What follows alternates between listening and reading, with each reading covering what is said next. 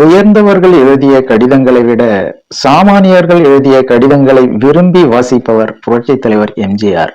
அந்த வகையில் 1978ஆம் ஆண்டு சென்னை திருவல்லிக்கேணி மிகவும் ஏழை பிராமண குடும்பத்தைச் சேர்ந்த மாணவி கௌரி தனக்கு வீணை வாசிக்கும் ஆர்வம் பற்றியும், ஆனால் சொந்தமாக ஒரு வீணை இல்லாததால் இரவல் வீணை கொண்டு தன் திறமையை வெளிக்கொண்டு வர முடியவில்லை.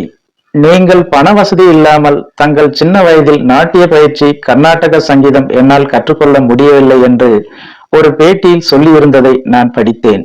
உங்களைப் போல எனக்கும் வீணை மீது ஆர்வம் இருக்கு, ஆனால் அதை வாங்க வசதி இல்லை என்று ஒரு கடிதத்தில் முடிக்க, இதை படித்து பார்த்த எம்ஜிஆர் அவர்கள் வழக்கம் போல உதவியாளர் வசம் சொல்லி ஒரு வீணை மைசூரில் இருந்து வாங்கச் சொல்ல, உதவியாளர் பணம் அனுப்பியும் மைசூரில் இருந்து அந்த வீணை வராமல் நிற்க, அடுத்து 1980ஆம் ஆண்டு சென்னை கலைவாணர் அரங்கில் அனைத்து பள்ளிகள் இடையே நடந்த பல்வகை போட்டிகள், அதில் வெற்றி பெற்ற மாணவர் மாணவியர்களுக்கு பரிசு அளிக்கும் நிகழ்வு, எம்ஜிஆர் தலைமை.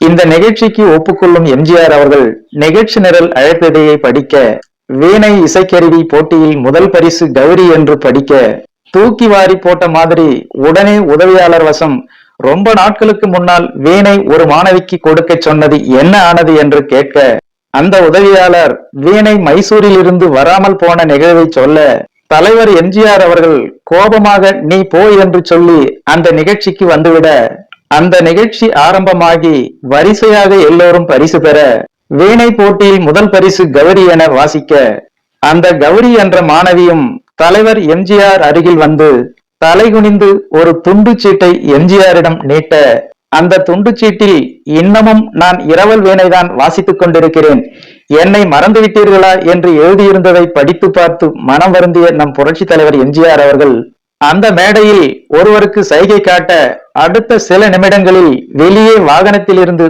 ஒரு புதிய வீணை பூம்புகாரில் வேறு ஒருவர் மூலம் வாங்கப்பட்டு அதை அப்போதே அந்த கௌரி வசம் ஒப்படைத்தார் எம்ஜிஆர். கௌரி என்ற அந்த மாணவிக்கு மயக்கம் வராத குறை, யாருக்கும் எதுவும் புரியவில்லை. நடந்தது எம்ஜிஆருக்கும் கௌரிக்கும் அந்த உதவியாளருக்கும் மட்டுமே தெரியும். இப்படிப்பட்ட தலைவரின் தொண்டர்களாய் இருக்க நாம் பாக்கியம் செய்திருக்க வேண்டும். இதய வீணை எம்ஜிஆரின் புகழ் என்றென்றும் வாழ்க.